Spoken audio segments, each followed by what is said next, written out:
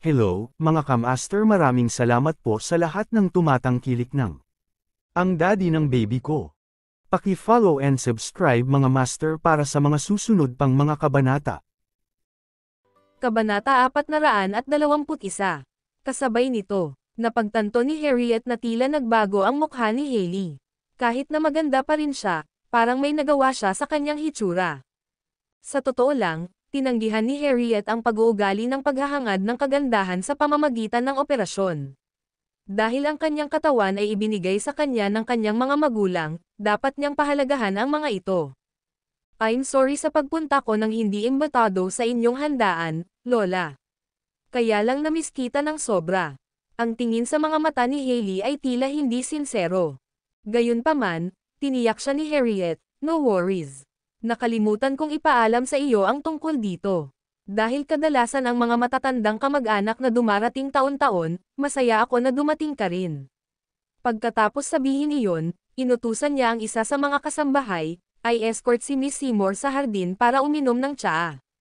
Tuwang-tuwa si Hailey nang marinig iyon. Sure enough, hindi siya pinaalis ni Harriet, kaya masaya niyang sinundan ang kasambahay sa garden. Pagkaalis ni Hailey ay nakahinga na ng maluwag si Harriet. Alam niya ang intensyon ni Hailey, ngunit ang Presgrave family ay maaari lamang tumanggap ng isang manugang na babae. Kaya naman, kahit anong gawin ni Hailey, wala itong silbi. Kanino narinig ni Miss Seymour ang balita? Nagtatakang tanong ng isa sa mga babaeng kasambahay sa gilid. Siya ang nagpadala ng mga imbitasyon, ngunit hindi niya naalala na nagpadala siya ng imbitasyon kay Hailey. Huwag kang mag-alala tungkol dito. Pagsilbihan na lang natin siya dahil nandito na siya. Sabi ni Harriet sabay wave ng kamay. Gayunpaman, sinisi ng kasambahay ang sarili. Pagkatapos ng lahat, alam niya kung ano ang pagkakakilanlan ni Hailey, isa lang siyang babae na hindi maalis ni Young Master Elliot. Dapat ko bang ipaalam kay Young Master Elliot? Nang maalala ni Harriet na dadalhin ni Elliot si Anastasia ngayon, natitiyak niyang hindi darating si Anastasia kung alam niyang narito si Hailey. Hindi niya maiwasang umiling at sumagot, kalimutan mo na. Sabihin natin sa kanila pagdating nila. Ang isa sa kanila ay isang taong hindi tinanggap ni Harriet, habang ang isa ay isang taong gustong-gusto ni Harriet na narito siya. Sa pagitan ni Hailey at Anastasia, kitang-kita kung sino ang nangunguna. Hindi nagtagal, dumating ang anak na babae ni Harriet, manugang, pati na rin si Nigel. May mga kamag-anak at kaibigan din na dumating kanina kaya puno ng mga mamahaling sasakyan ang buong bakuran. Ang lahat ng mga kamag-anak ng Presgrave family ay nagkaroon ng matatag na posisyon sa politika at negosyo na mga bilog sa suporta ng Presgrave family. Ang Presgraves ay tulad ng isang malaking puno, at mayroong isang masalimuot na network ng mga relasyon sa ilalim ng proteksyon ng nasabing puno. Maging ang kapatid ni Harriet ay nagawang umangat sa politika dahil sa impluwensya ng pamilya. Habang nakaupo sa tea house sa garden, hindi maiwasan ni Hailey ang kaba nang marinig ang buhay na buhay sa main hall. Gayunpaman, hindi nito gagawin ang kanyang pagtalikod o pag-atres. Pagtingin niya sa kahon ng droga sa kanyang bag, napangiti siya ng mapang-uyam. Si Anastasia ay mawawala ang kanyang pagmamataas ngayon sa harap ng lahat ng mga kamag-anak ng Presgrave family pagkatapos kunin ang tasa ng tsaa, humigop siya ng ilang higop. Ang lasa ay medyo mura bagamat nakainom na siya ng mga gamot para muling mabuhay ang kanyang panlasa. Sinabi ng mga doktor na ang operasyon ay maaaring magdulot ng pangmatagalang epekto, ngunit para sa kanyang kagandahan, matiis lamang ito ni Hailey. Sa sandaling iyon, isang itim na Rolls-Royce ang pumasok sa harapan ng bakuran. Ang lalaking lumabas sa sasakyan ay si Elliot habang ang babaeng lumabas sa sasakyan ay si Anastasia. Inabot niya ang kamay niya para hawakan siya, pero nahihiya niyang itinago ang kamay niya. Huwag tayong mag-holding hands. Napatitig sa kanya ang malalim nitong titig ng ilang segundo bago napagtantong nahihiya lang siya at ayaw magpakita ng labis na pagmamahal sa harap ng kanyang mga kamag-anak. Tara na. Naiintindihan ni Elliot ang kanyang nararamdaman. Habang naglalakad sila sa harap na hardin at papasok sa bulwagan, nakita nila ang tatlong mesa ng handaan sa sala. Dumating na lahat ng bisita. Nang makapasok na sila sa bulwagan, sinimulan ni Elliot na batiin ang mga bisita. Bilang pinakamarangal na anak ng Presgrave family, si Elliot ay naging magalang at maalalahanin mula pa noong bata pa. Sa makatuwid, ang lahat ay sumamba sa kanya. Habang sinusundan siya ni Anastasia, pinakinggan niya itong nakikipagpalitan ng mga nakagawiyang pagbati sa kanyang mga kamag-anak. Ito rin ang unang pagkakataon na nakita niya itong kumilos na parang isang junior na may mabuting asal. Karaniwan, siya ay malayo at hindi malapitan, na ginagawang lahat ay sumusuko sa kanya. Elliot, bakit hindi mo ipakilala sa amin itong magandang babae sa tabi mo? Udyok ng isa niyang tiyahin. Ito si Anastasia Tillman, ang aking kasintahan, natural na pagpapakilala sa kanya ni Elliot. Hindi maiwasan ni Anastasia ang pag-init ng kanyang pisngi nang marinig iyon. Naisip na niya ang tanong na ito bago dumating, ngunit hindi niya pa rin maiwasang ibunyag ang kanyang pagkakakilanlan. Kabanata 422. Ang ganda. Maganda ang mata ni Elliot. Siyempre, ginagawa niya. Si Elliot ang laging pinakagwapong bata sa amin. Natural, dapat siyang lumabas na may kasamang magandang babae. Hindi ako sang-ayon. Biglang may narinig na boses lalaki sa likod ng babae. Sa paglingon, hindi napigilan ng ginang ang tumawa ng malakas nang makita si Nigel. Nagtaas baba si Nigel at nagtanong, aling bahagi ko ang hindi nananalo kay Elliot? Malinaw na ako ang pinakamaganda noong bata pa kami. Tama ka, ikaw ang pinakagwapo. Mabilis na binago ng ginang ang kanyang mga salita, na nagdulot ng ilang tawanan sa gitna ng karamihan. Maging si Anastasia ay natuwa sa kanilang pakikipag-ugnayan. Base sa hitsura ni Nigel, hindi nga siya mababa kay Elliot. Gayunpaman, sa mga tuntunin ng kanyang paninindigan, si Elliot ay mas dominante kaysa sa kanya. Anastasia, ikaw dapat ang maghusga. Sino ang mas maganda sa pagitan namin ni Elliot? Noong una, si Anastasia ay isang manunood lamang na nanonood sa kanila. Ngayong ibinato sa kanya ni Nigel ang tanong, napaubo na lang siya ng hindi maganda habang sumagot ng, ikaw. Pagkatapos sabihin iyon, naramdaman ni Anastasia ang isang pares ng mga mata na puno ng sama ng loob na nakatitig sa kanya. Masarap ang lasa ni Anastasia. Kasabay nito, inabot ni Nigel ang kanyang kamay kay Anastasia, na nagmumungkahi, halika, pumunta tayo doon. May sasabihin ako sa'yo.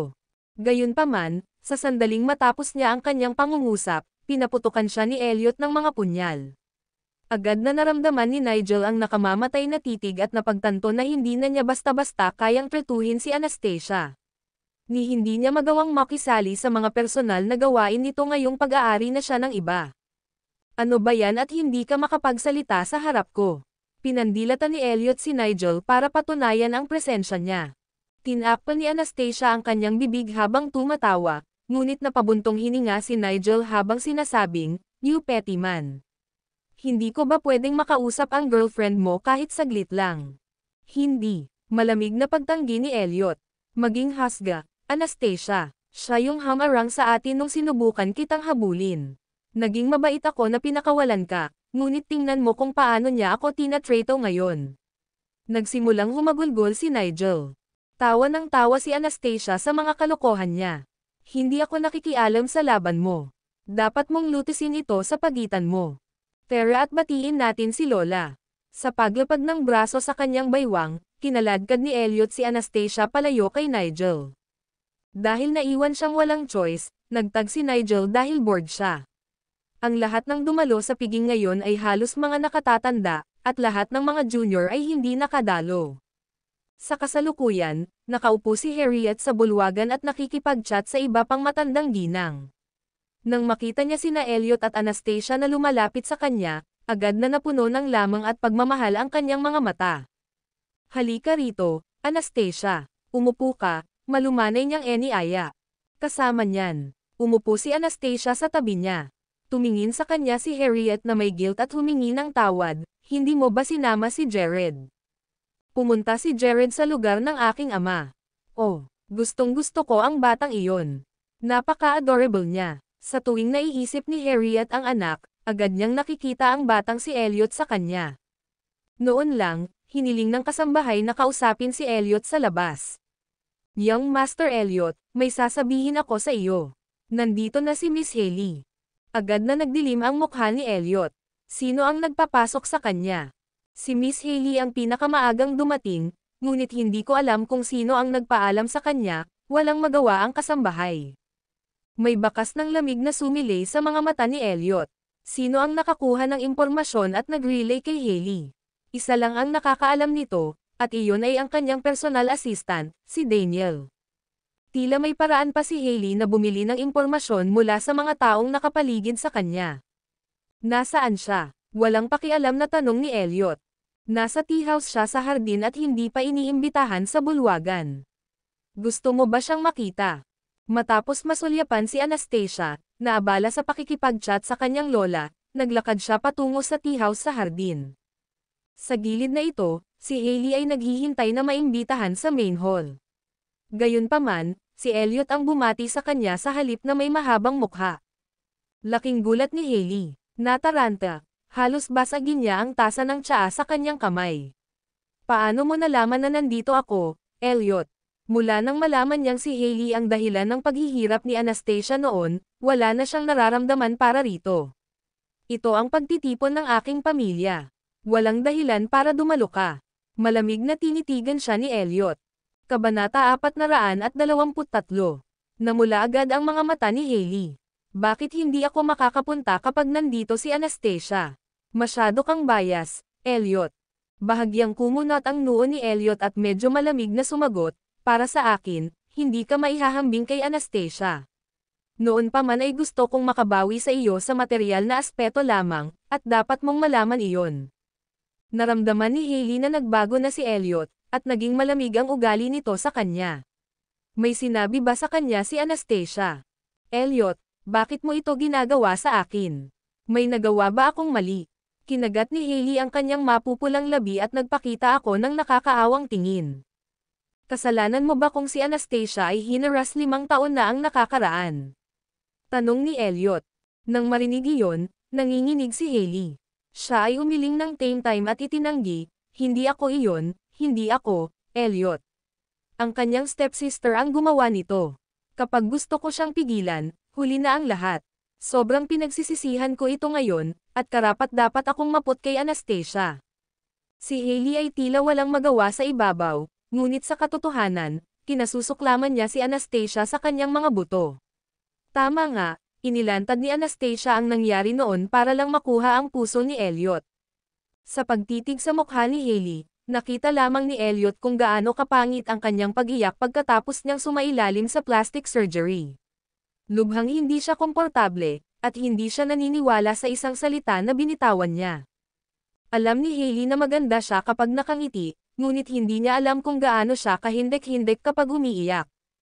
Huwag kang pumasok sa bulwagan, ngunit maaari kang magtanghalian dito bago umalis, babala ni Elliot sa mahinang boses. Ayaw niyang malaman ni Anastasia na nandito siya. Naunawaan ni Hailey ang kanyang intensyon, kaya natarante siya at sinabing, Elliot, hindi mo ito magagawa sa akin. This time, nasa pinto na si Elliot. Tumalikod siya at tinapunan siya ng malamig na tingin, na sinabi, mula ngayon, ayaw na kitang makitang muli. Ang pangungusap na ito ay walang alinlangan na parang isang matalim na espada na tumutusok sa dibdib ni Hailey. Siya ay sumailalim sa operasyon upang maging kamukha ng babaeng nagustuhan niya, ngunit sa halip, sinabi nito sa kanya na ayaw na niyang makita siyang muli. Elliot, tumayo si Hailey at hinabol siya, ngunit pinigilan siya ng 2 maid. Mangyaring manatili dito, Miss Seymour. Ang puso ni Hailey ay nahulog sa isang bangin sa sandaling ito. Ipinakita sa kanya ng saloobin ni Elliot na kahit anong gawin niya, si Anastasia lang ang mahal niya. Upang mapasaya si Anastasia, hindi niya ito pinayagan na pumasok sa bulwagan kahit na nakarating na siya hanggang sa Presgrave residence. Si Anastasia ang magiging bida ngayong gabi, habang mag-isa siyang magdurusa sa kahihiyan. Pagbalik niya sa sofa, bumungad sa mga mata ni Hailey ang matinding sama ng loob. Ang pagiging buhay ni Anastasia ay ang kanyang pinakamalaking sakit. Sa main hall, hindi alam ni Anastasia na nandoon din si Hailey. Dinala siya ni Harriet sa isang tahimik na lounge at ipinaliwanag ang katotohanan tungkol sa kung paano naligtas si Elliot noon nang walang pagpipigil. Noon, masalimuot ang sitwasyon, at tiyak na nagbigay ng pressure sa kanyang ina na iligtas ang bihag. Sa kaso ni Elliot, gayunpaman, isinakripisyo niya ang sarili at sinuntok siya para iligtas siya. Iyon ang kanyang tungkulin bilang isang pulis, at hindi siya pinilit ng sinuman. Anastasia, maaring sisihin mo ako kung masama ang loob mo, pero huwag mong sisihin si Elliot, okay? Nanlumo siya at tuluyang nawala nang bumalik siya noong araw na iyon. Mahal na mahal ka niya, at ayaw niyang mawala ka. Naantig si Anastasia nang marinig ang mga salita ni Harriet. Ang marinig ng iba na sabihin sa kanya na mahal siya ni Elliot ay tila nagbigay sa kanya ng katiyakan na parang minahal niya ito ng buong puso. Lola, pasensya na sa paniniwala ko sa mga salita ni Riley at hindi kita pagkakaunawaan, paghingi ng paumanhin ni Anastasia. Wala nang komento si Harriet tungkol sa kanyang stepson. Ang tanging nais niya ay ang nakababatang henerasyon ay hindi na muling sasaktan niya.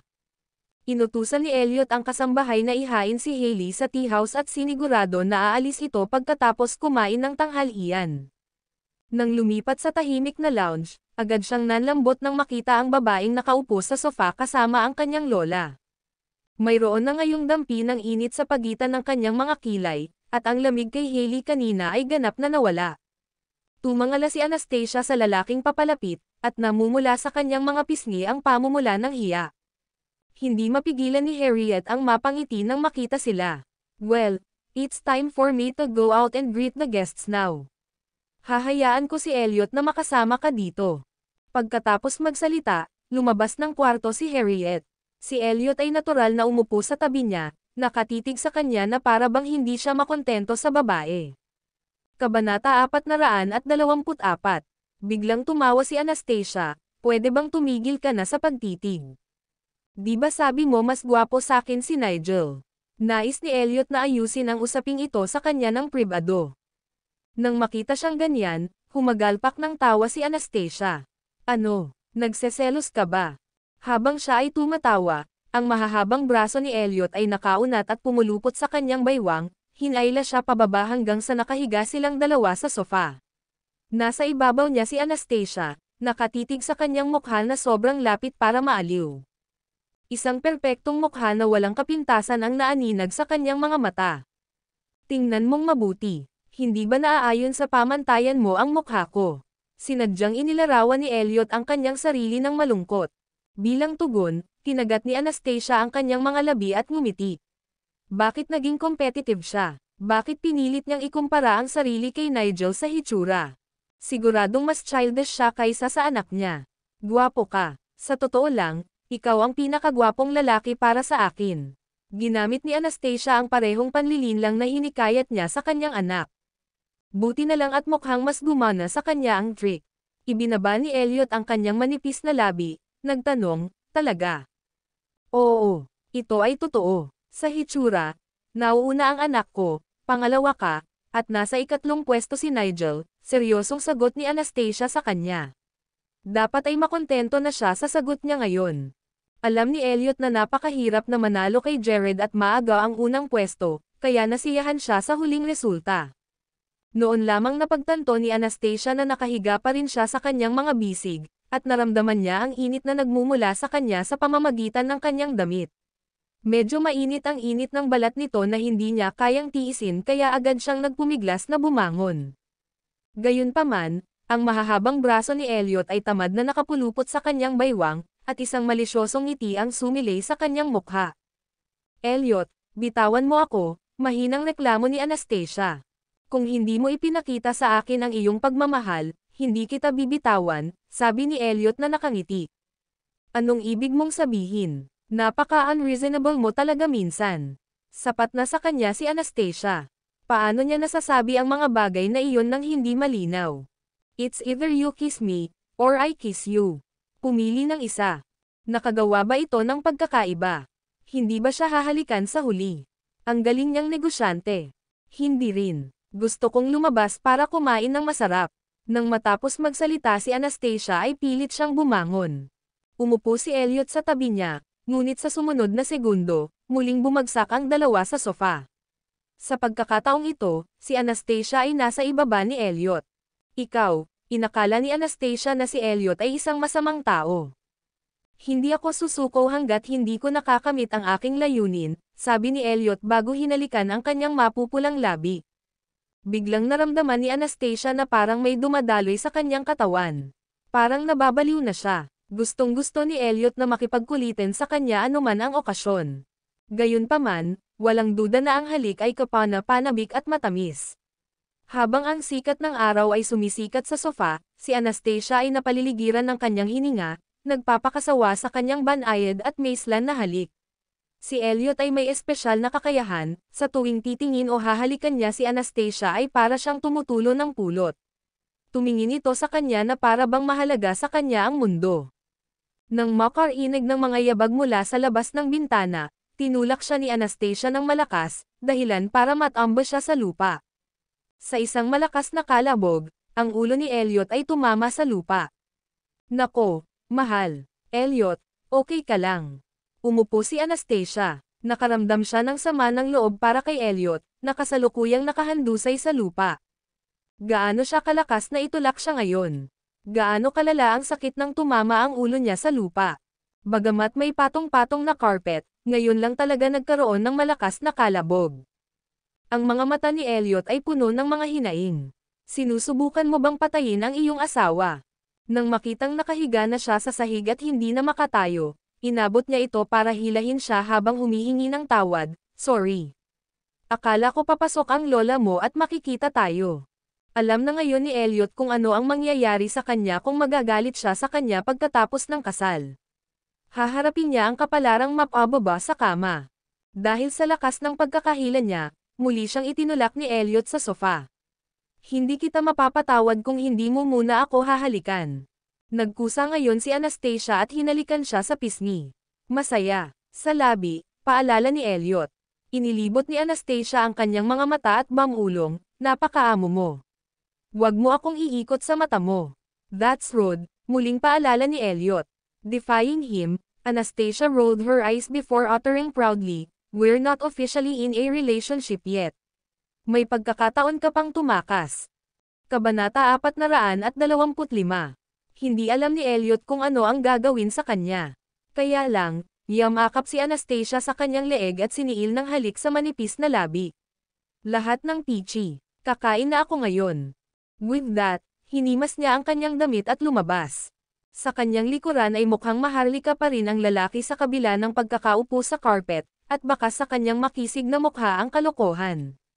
Sa isa pang tea room sa dulo ng corridor, kahit na nag-enjoy si Hailey sa treatment bilang bisita at may nakalatag na table na puno ng pagkain sa harapan niya, naghihirap siya sa loob. Parang biro ang pag-iral niya rito. Ang mga katulong ay mukhang iginagalang siya sa labas, ngunit alam niyang pinagtatawanan siya ng mga ito sa kanyang likuran.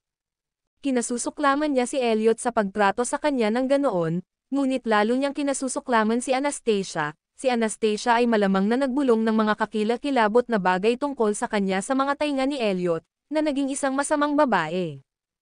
Huminga ng malalim si Hailey, kitang-kita sa mga mata niya ang pagkamuhinang sumilay sa kanyang mga labi ang pagngisi. Tumayo siya at lumabas ng silid, ngunit agad siyang inabot ng isang katulong at pinigilan siya. Miss Seymour, iginiit niyang Master Elliot na dito ka kumain. Hindi ba ako pwedeng pumunta sa banyo? Malamig na tinitigan siya ni Hailey, pagkatapos ay humakbang patungo sa isang tiyak na lugar. Noong huling punta niya rito, nagkaroon siya ng pagkakataong maglibot sa Presgrave Residence. Mahina niyang naalala na ang gamot ni Harriet ay nakalagay sa isang espesyal na silid sa unang palapag. Naisip niya na dahil ang Presgrave Residence ay may malaking pamilya, malamang na hindi sila maglalagay ng mga CCTV sa loob ng kanilang bahay. Ito ay magiging mas madali ang kanyang operasyon. Gaya ng inaasahan, wala siyang nakitang CCTV sa paligid niya. Nang mapadaan siya sa garden, narinig niya ang tawanan na nagmumula sa main hall. Pinuno nito ang kanyang puso ng inggit, dahil malamang nandoon din si Anastasia. Napansin ni Hailey na sinusundan siya ng katulong. Bumakas ang inis sa kaibuturan ng kanyang mga mata nang agad siyang naglakad papasok sa hardin. Tinawag siya ng katulong, Miss Seymour, mangyaring huwag tumakbo sa paligid. Hindi doon ang banyo. Hindi nagtagal, nagawa ni Hailey na itapon ang katulong at lumabas mula sa isa pang koridor. Ngayon, ang lahat ng mga tagapaglingkod ay nagtipon sa pangunahing bulwagan upang pagsilbihan ang mga panauhin, kaya ang napakalaking Presgrave Residence ay mukhang lalong walang laman. Isang masamang pakiramdam ang bumangon sa puso ni Hailey. Kahit walang masamang intensyon si Harriet sa kanya, kinasusuklaman pa rin niya ang matandang babaeng iyon. Kinasusuklaman niya kung paano pinaburan ni Harriet si Anastasia kaysa sa kanya nang hindi siya tinutulungang makasama si Elliot. Dahil dito, hindi takuto si Hailey na mamatay si Harriet. Gusto lang niyang si Anastasia ang sisihin. Sa wakas, natagpuan ni Hailey ang bodega sa unang palapag. Gaya ng inaasahan, mabilis siyang naglakad at nakitang naka-unlock ito. Binuksan niya ang pinto at nakita niya ang ilang freezer sa loob, bukod pa sa isang hanay ng mga istant. Gayunpaman, ang karaniwang gamot ni Harriet ay inilagay sa isang mesa, at ilang bote ng gamot ang inilagay ng hiwalay sa isang maliit na basket. Ibinuhos ito ni Hailey at pinag-aralan ng panandalian bago naglagay ng dalawang magkatulad na uri ng pills sa loob. Ang mga table tas ay mga gamot sa pagtulog at mga gamot din sa puso na may masalimuot na sangkap. Kung natupok sa mahabang panahon, ang isang taong kasing edad ni Harriet ay makakaranas ng mga problema sa lalong madaling panahon. Pagkatapos magpalat ng mga table tas, umalis agad si Hailey sa eksena. Dumaan na naman si Hailey sa garden, at nang makita niya ang mataong sa kabilang side, bigla na lang siyang nakaramdam ng ganang tumawid din. Hindi ba siya pinagbawalan ni Elliot na makipagkita kay Anastasia? Sa pagkakataong iyon, mas naging dahilan para ipaalam niya kay Anastasia na nandito siya.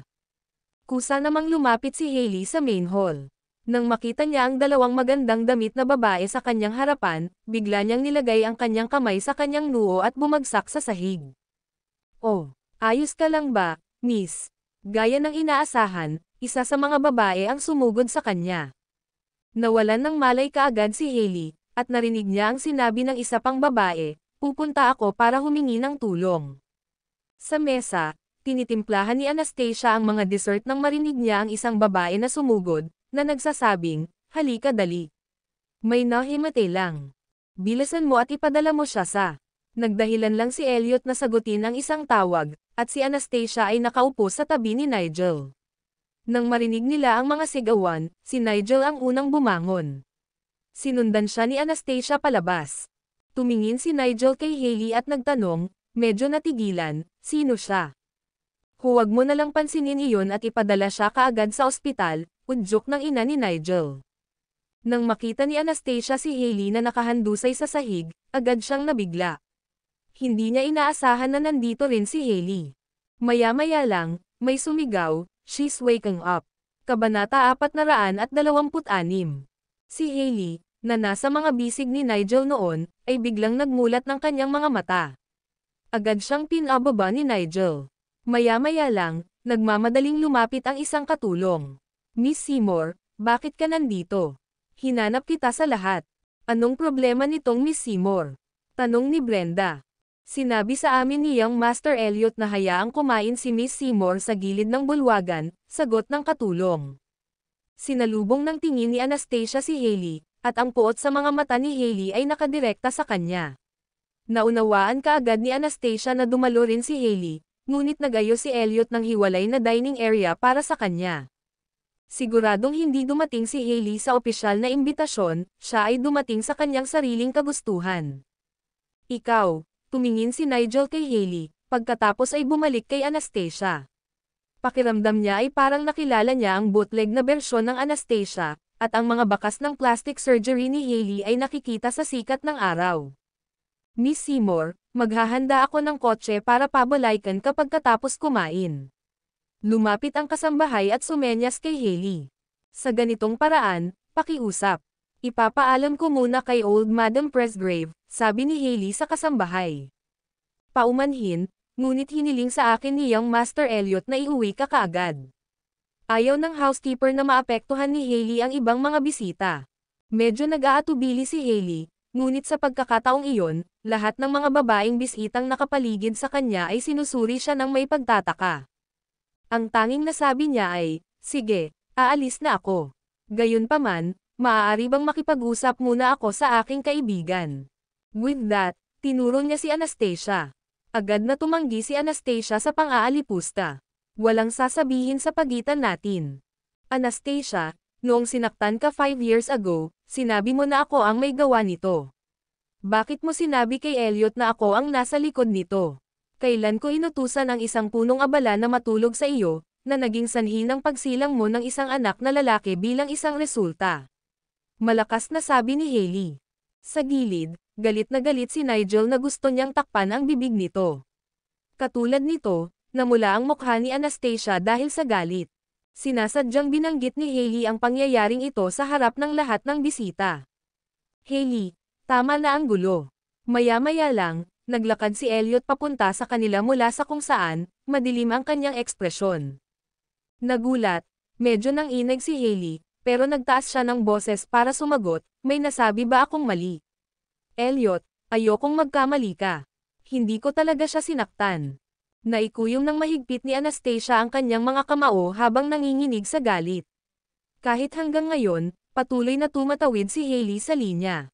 Paano ba nabaluktot ng isang tao ang katotohanan hanggang sa ganito? Hindi maisip na madilim ang ekspresyon ni Elliot. Sinasamantala ni Hailey ang pagkakataon na sabihin sa lahat ng mga kamag-anak ng Presgrave ang tungkol sa pangyayaring iyon, at malinaw na gusto niyang sirain ang reputasyon ni Anastasia. Tumahimik ka, Hailey. Binigyan siya ni Elliot ng warning glare. Namula agad ang mga mata ni Hailey, at lumuluhan niyang akusasyon, Elliot, I gave you my first time 5 years ago to cure you, and you bullied me to no end. Na-miscarried pa ako minsan para sa'yo. Ganito ba dapat ang pakikitungo mo sa akin? Lahat ng naroroon ay nakatingin kay Elliot sa gulat, dahil hindi sila makapaniwala na ginawa niya ang ganoon. Wala silang ideya kung dapat nilang sisihin ang pinakamarangal na batang master ng Presgraves. Namutla ang mukha ni Anastasia sa isang iglap habang nakatingin kay Hailey. Nakuha nga niya ang isang beses para sa kapakanan ni Elliot. Kara-rating lang ni Harriet sa eksena at nahuli niya ang kilos ni Hailey. Sinabi niya kay Hailey, Miss Seymour, alam ko na minamaltrato ka noon ni Elliot, at may mga pagkakamali rin siyang nagawa. Gayunpaman, hinahanap ka ni Elliot sa nakalipas na 5 taon para makabawi siya sa iyo. Ngayon, ginagawa namin ang aming makakaya para mabayaran ka sa insidente 5 taon na ang nakakaraan. Mula nang matagpuan ka namin, pinagmalupitin ka na ba ng mga Presgrave? Ang tunay na pagnanais ni Hailey ay hindi anumang materyal na bagay, dahil gusto niya talagang maging asawa ni Elliot. Nagngangalit ang kanyang mga ngipin, sinabi niya, Lola, wala pa akong mahanap na lalaking mapapangasawa ngayon. Gusto kong maging asawa ni Elliot. Gusto ko siyang pakasalan. Inilantad ni Hailey ang kanyang mga ambisyon ng walang pagpipigil. Tumingin siya kay Elliot na may makahulugang tingin. Elliot, hindi kita sinisisi sa ginawa mo sa akin noong gabing iyon. Gusto ko lang manatili sa tabi mo at makasama ka. Hindi mo mapipilit ang pag-ibig, Hailey. I will never take you as my wife, malamig na pagtanggi ni Elliot. Kabanata 427. Miss Seymour, alam kong minamaltrato ka ni Elliot noon, pero binayaran ka rin niya sa lahat ng paraan na magagawa niya. Dapat alam mo kung saan iginuhit ang linya. Humakbang pasulong si Brenda, ayaw niyang magulo ang kanyang ina at balak niyang protektahan ang sariling pamangkin. Tumingin si Hailey sa magandang bihis na babae, na ang mga mata ay nanlilisik bilang babala sa kanya. Nagawa na niya at nasabi na niya ang lahat ng plano niyang gawin at sabihin ngayon, at ayaw din niyang magulo ito. Nakakaawa siyang tumanggo. Naiintindihan ko. Pasensya na po, Lola. Hindi ko dapat inistorbo ang handaan mo. I'm so sorry, at aalis na ako. Agad na pinatawag ng kasambahay ang maghahatid kay Hailey pauwi. Paulit-ulit na nilingga ni Hailey si Elliot habang paalis siya, halata sa lahat ang kanyang pagmamahal at pagsamba. Gayunpaman, sa ilalim ng sikat ng araw, ang buong katawan ni Elliot ay nagmula sa ginaw. Kahit gaano pa kamahal ang titig ni Hailey, hindi nito maalis ang lamig sa kanya. Habang walang nakatingin, tahimik na umalis si Anastasia sa karamihan. Naglakad siya patungo sa isang desyerto na hardin, ang kanyang mga iniisip ay nasa isip na si Hailey ay nagpalaglag para sa kapakanan ni Elliot. Ito ay karagdagang patunay ng insidente sa pagitan nina Elliot at Hailey noong gabing iyon. Muli nitong ipinaalala ito sa kanya, at nakaramdam siya ng matinding kalungkutan.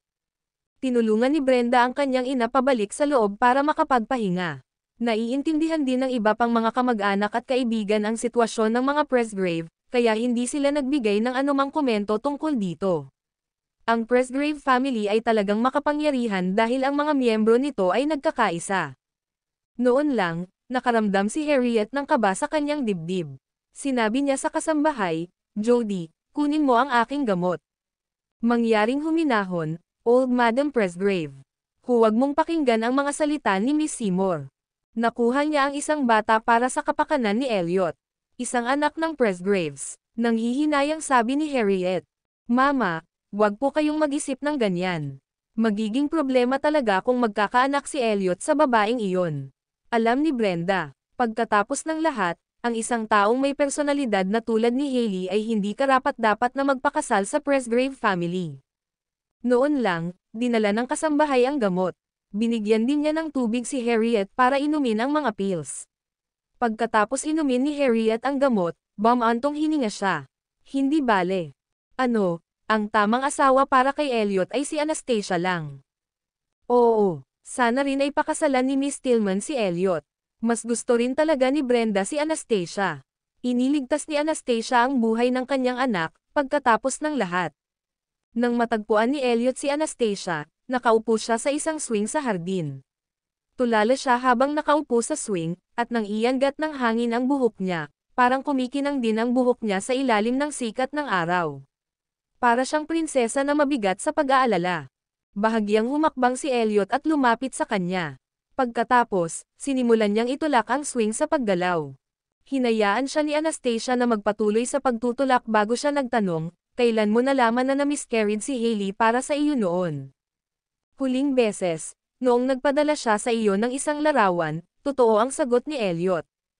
Hindi pa siya tumanggi nang kumapit sa kanya si Hailey at humingi ng litrato sa kanya. Bakit hindi mo siya pinapasok sa main hall para kumain ngayon? Tanong ni Anastasia. Ayokong makita mo siya at masira ang mood mo, sagot niya. Pero pinahiya kita sa harap ng pamilya mo, mapait na sabi ni Anastasia. Kung tutuusin, ginagampanan niya ang papel ng kanyang kasintahan ngayon. Hinayaan ni Elliot na huminto ang indayog, pagkatapos ay yumuko at tumingin sa kanya ng buong time. Anastasia, wala akong pakialam kung ano ang tingin ng ibang tao sa iyo. Ang alam ko lang sa puso ko, lagi kang perpekto. Tumingin si Anastasia sa kanya, ang kanyang puso ay nasasaktan para sa kanya. Pinagsisisihan mo ba ang pangyayaring iyon kay Hailey 5 taon na ang nakakaraan? Tanong ni Anastasia. Tumango si Elliot, wala siyang mahanap na salita para ipahayag ang panghihinayang sa kanyang puso. Maya-maya lang, may dumating na katulong na nagmamadali sa daanan ng hardin. Young Master Elliot, dali. Ang matandang Madam Presgrave ay nahimatay. Agad na napatayo sina Elliot at Anastasia sa gulat. Nagpalitan sila ng tingin at nagmamadaling naglakad patungo sa main hall. Binuhat ni Nigel si Harriet pabalik sa kanyang kwarto at inilapag siya. Mapatla ang mukha ni Harriet, at mahigpit na nakapikit ang kanyang mga mata. Halos wala na siyang malay. Bakit biglang nahimatay si Lola? Nagmamadaling pumasok si Elliot sa silid. Sinabi niya na hindi siya komportable sa kanyang dibdib, at humingi siya ng ilang gamot upang maibsan ang kakulangan sa ginhawa. Sa loob ng 10 minuto ng pag-inom niya ng mga table tasks, bigla siyang nahimatay sa sahig. Ang kasambahay ay lubhang nababalisa rin. Kabanata 428. Yung mga pills ba ang kadalasang iniinom ni Lola? Oo, ito ang mga heart pill na lagi niyang iniinom. Elliot, bilisan mo at ipadala mo siya sa ospital, sabik na sabik si Brenda na namumula ang mga mata. Labis din ang pag-aalala ni Anastasia. Binuhat ni Elliot ang walang malay na si Harriet at lumabas ng pinto, samantalang si Brenda at Jonathan ay umalis kasama niya. Tinulungan ni Nigel si Anastasia na tumayo at sinabing, maaari kang sumakay sa kotse ko. Sa isang pribadong ospital kung saan namuhunan ang Presgrave Group, agad na ipinadala si Harriet sa emergency unit. Sa sasakyan, balisa rin si Nigel. Ang kalusugan ng aking lola ay palaging nasa kulay rosas, kaya paano siya himatayan ng ganoon? Masyado bang nakakagulat para sa kanya? At saka, sino ang taong Hailey na iyon ngayon? Matapos sabihin sa kanya ni Anastasia ang tungkol kay Hailey at Elliot, natigilan si Nigel. Hindi niya akalain na may nangyaring ganoon sa kanyang pinsan 5 taon na ang nakakaraan. Talagang may higit pa sa taong ito ni Hailey. Kinasusuklaman ni Nigel ang ganoong klase ng babae sa unang tingin. Gusto ni Hailey na maging Mrs. Presgrave. Nagpaplastikan din siya, di ba? Sinusubukan niyang maging kamukha mo. Lalong hindi siya nagustuhan ni Nigel. Tumanggaw si Anastasia. Anumang pagbanggit kay Hailey ay parang isang mabigat na bato sa kanyang puso. Nang dumating sina Anastasia at Nigel sa ospital, mahigit 10 minuto nang nasa emergency unit si Harriet. Nakita ni Anastasia si Elliot na nakatayo sa koridor, ang kanyang ekspresyon ay tense at ang kanyang mga mata ay puno ng pag-aalala. Sa gilid ay napasandal din si Brenda sa asawa habang mahigpit na nakakuyom ang mga kamao. Tatay, nanay, may sinabi ba ang doktor? Hindi, hindi pa. Umiling si Jonathan. Lumapit si Anastasia kay Elliot. Gusto niyang aliwin ito, ngunit hindi niya alam kung ano ang sasabihin. Hindi masyadong maganda si Harriet ngayon. Ano ang gagawin niya kapag may nangyari kay Harriet? I'm fine, sabi ni Elliot, sa halip ay inaalo siya. Tinapik siya ni Anastasia sa balikat at sinamahan siya habang hinihintay ang resulta. Biglang bumukas ang pinto, at lumabas ang doktor habang nagtatanong, "Young Master Elliot, nakita namin na hindi pangkaraniwan ang tibok ng puso ni Old Madam Presgrave ngayon, at parang mali ang ininom niyang gamot.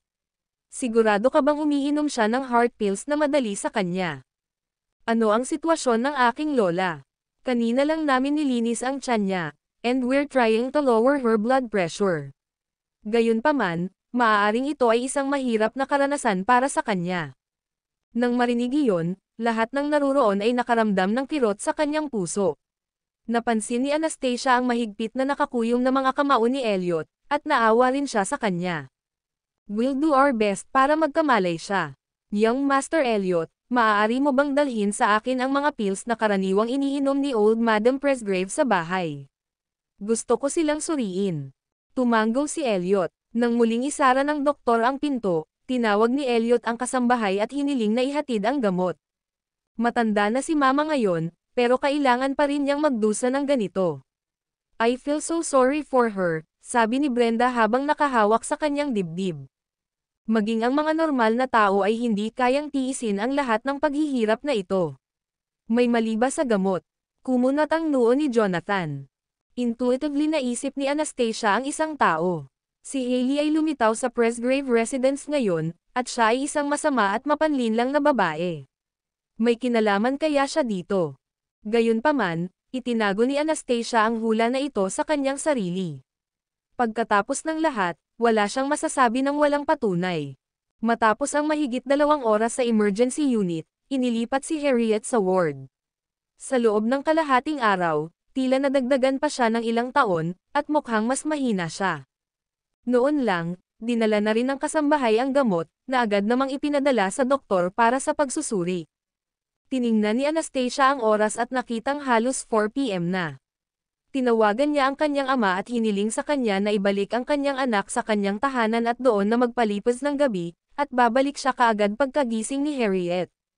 Sinabihan siya ni Francis na huwag mag-alala, at maaari siyang maghintay hanggat gusto niya sa ospital hanggang sa magkamalay si Harriet. Samantala, pamwesto si Elliot sa opisina ng doktor habang pinagmamasdan ang doktor na pinag-aaralan ang bawat bote ng gamot. Gusto niyang malaman ang pangunahing dahilan kung bakit nawalan ng malay ang kanyang lola. Nang magbuhos ang doktor ng isang bote ng mga table tas, tiningnan niya ang hugis at sukat ng mga table tas sa papel, at nakita niya kaagad ang problema.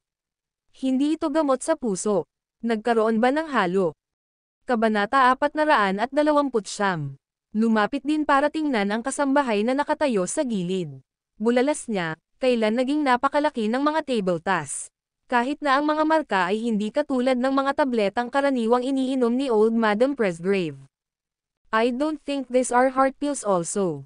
Magpapatakbo ako ng isang masusing pagsusuri upang matukoy ang mga sangkap nito."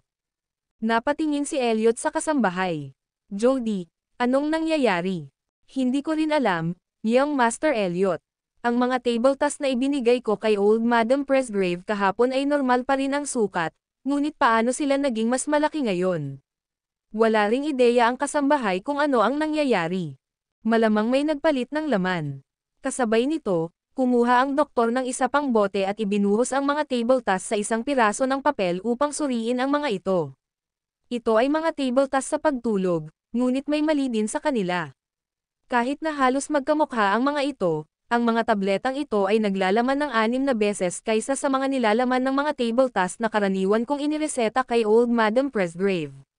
Kung inumin niya ang mga tabletang ito, malalagay sa panganib ang kanyang buhay. Nagbago ang ekspresyon ni Elliot. Obvious naman na may nagpalit ng pills ng lola niya, pero sino ang gagawa ng ganoong bisyo? Gulat na gulat din ang kasambahay. Oh my goodness, sino ang nagtatangkang pumatay sa kanya? Ang lakas ng loob nilang makialam sa karaniwang gamot niya.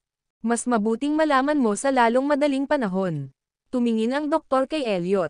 Young Master Elliot, sa edad ni Old Madam Presgrave, ang kanyang mga gamot ay hindi dapat magkaroon ng kahit kaunting pagkakamali. Halata na ang galit sa mukha ni Elliot, at may malamig na mamamatay tao na tingin sa kanyang mga mata. Sino ang nang-ahas na makialam sa gamot ng kanyang lola? Kahit sino pa iyon, kapag nalaman ang salarin, babayaran niya sila ng mahal. Sa kabutihang palad, medyo malakas ang resistensya niya sa gamot, at nagdulot ito ng ganoong reaksyon. Ito ay kung paano namin natukoy ng maaga na may nakialam sa kanyang gamot. Young Master Elliot, hindi ko talaga maisip kung sino ang gagawa ng ganoong bagay. Ang lahat ng mga katulong sa Presgrave residence ay nagmamahal at gumagalang kay Old Madam Presgrave. Kadalasan ay napakamalasakit niya sa amin, at lahat kami ay nagpapasalamat sa kanya. Sino ang magbabalak laban sa kanya? Kailan mo naisip na pinalitan ang mga table tasks? Normal ba ang mga pills kahapon? Tumanggo ang kasambahay. Oo, normal pa rin ang mga table tasks kahapon, at maayos naman sila kaninang umaga. Parang iba lang ang mga table tasks ngayong hapon. Ang kasambahay ay mahigit 40 taong gulang lamang. Wala siyang problema sa kanyang paningin, at medyo disente rin ang kanyang memorya. Kung walang sino man sa mga katulong sa Presgrave residence ang gagawa ng ganoong bagay, kung gayon ang isang tao sa labas ng bahay ay maaaring gumawa nito. Kahit na maraming mga kamag-anak at kaibigan ang bumisita ngayon, lahat sila ay mga taong may mabuting pakikitungo sa mga Presgrave. Si Miss Seymour kaya, baka galitin kanya sa hindi niya pagpayag na kumain sa pangunahing bulwagan, at maaaring iyon ang dahilan kung bakit siya nagplano laban kay Old Madam Presgrave, paalala ng kasambahay. Isang malamig na liwanag ang agad na kumikinang sa mga mata ni Elliot. Sa katunayan, si Hailey ang pinakamalamang na salarin. Hiniling ko sa iyo na magpadala ng mga tao upang bantayan siya, hindi ba? Pananghalian noon, at kulang ang staff namin. Isang tao lang ang pinadala ko para bantayan siya, ngunit malamang na hindi siya masubaybayan sa buong proseso. Siguradong nakahanap siya ng pagkakataong makalusot sa medicine room. Yung CCTV. Young Master Elliot, may CCTV kami sa medicine room. Biglang naalala ng kasambahay. Isang pusa ang nakalusot sa medicine room noong nakaraan, ngunit naisip niya na ang isang bagong katulong ay nasira ang isang bagay. Sa huli, nang malaman nila ang totoo, pinagalitan pa siya ni Harriet, kaya naglagay siya ng CCTV sa medicine room pagkatapos noon. In order to keep better watch over the medicine room, I installed the CCTV there of my own accord. Natatakot ako na baka may mali sa gamot. With that, kinuha ng housekeeper ang phone niya. Ang CCTV ay nalink sa isang app sa kanyang telepono. Ipakita mo sa akin ang recording, utos ni Elliot sa pamamagitan ng pagngangalit ng mga ngipin. Galit na siya sa puntong ito. Nag-navigate ang housekeeper sa app at nakita ang folder kung saan nakastore ang mga recording. Sila ay na-save sa mga chunks, kaya siya ay nagkaroon upang tumingin sa pamamagitan ng mga recordings chronologically. Hindi nagtagal, nakita niya ang oras nang pumasok si Hailey sa silid. Pagkatapos, kinuha ni Elliot ang kanyang telepono at umupo sa isang sopa sa malapit, nagpe-play ng video sa fast forward. Sa wakas, maririnig ang mga tunog sa tahimik na silid ng gamot sa 12:45 p.m. Tunog iyon ng pagbukas ng pinto. Kaagad pagkatapos noon, may pumasok na figure.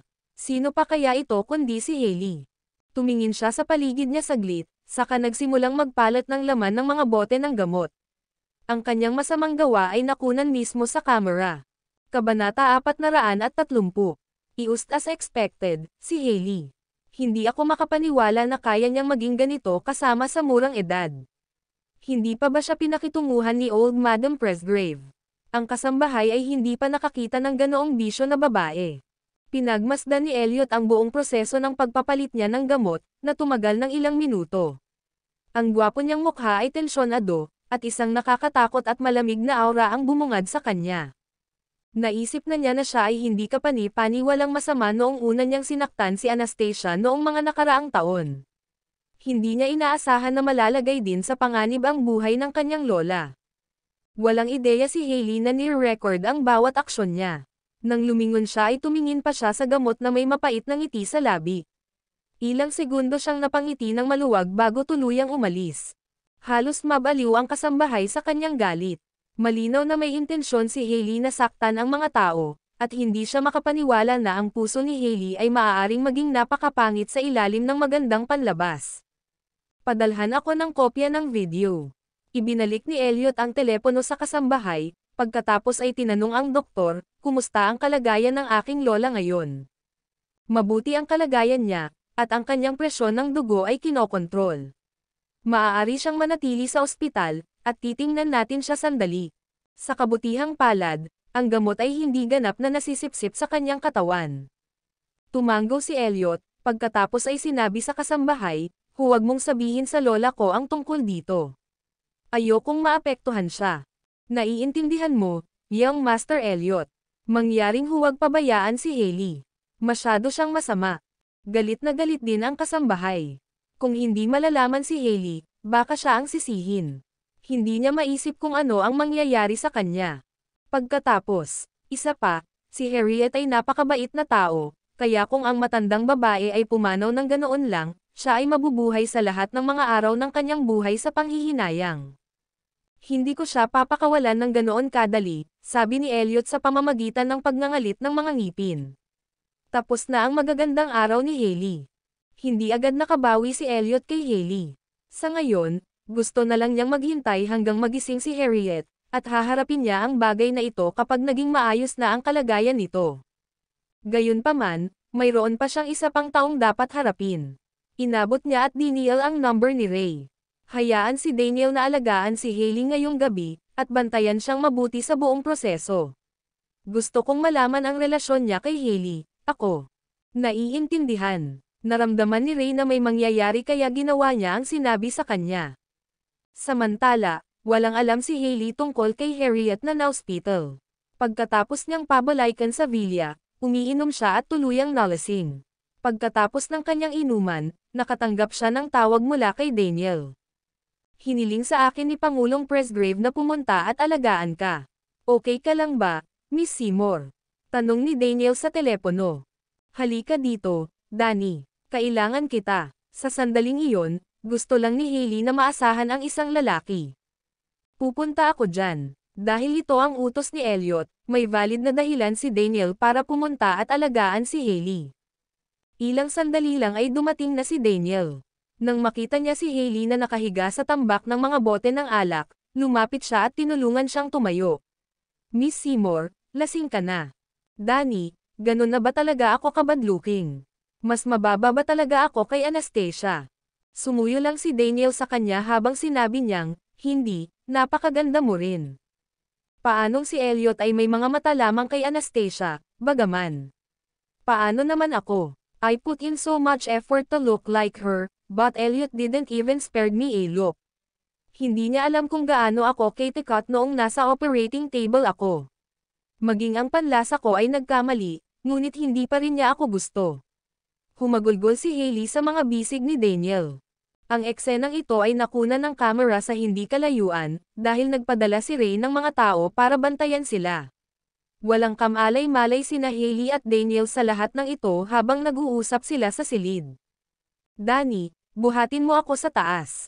Napuno ng nagsusumamong tingin ang mga mata ni Hailey. Kailangan niya ng lalaki ngayon. Napatingin si Daniel kay Hailey. Kahit na binago ni Hailey ang kanyang hitsura, mahal pa rin siya ni Daniel. Kung tutusin, naging intimate sila sa ilang pagkakataon noon. Binuhat ni Daniel si Hailey sa itaas, at ang lahat ng ito ay naitala at ipinadala sa telepono ni Elliot. Habang pinagmamasdan ni Elliot si Hailey na nakikipaghalubilo sa kanyang katulong, tanging pagkasuklam ang nasa puso niya. Nakaupo na ngayon si Elliot sa isang sopa sa lounge. Kumuha si Anastasia ng isang basong tubig para sa kanya, kaya pinatay ni Elliot ang kanyang telepono at tinanggap ito. Nakita ni Anastasia na wala sa magandang mood si Elliot. Mukhang nag-aalala siya, at galit na galit din siya.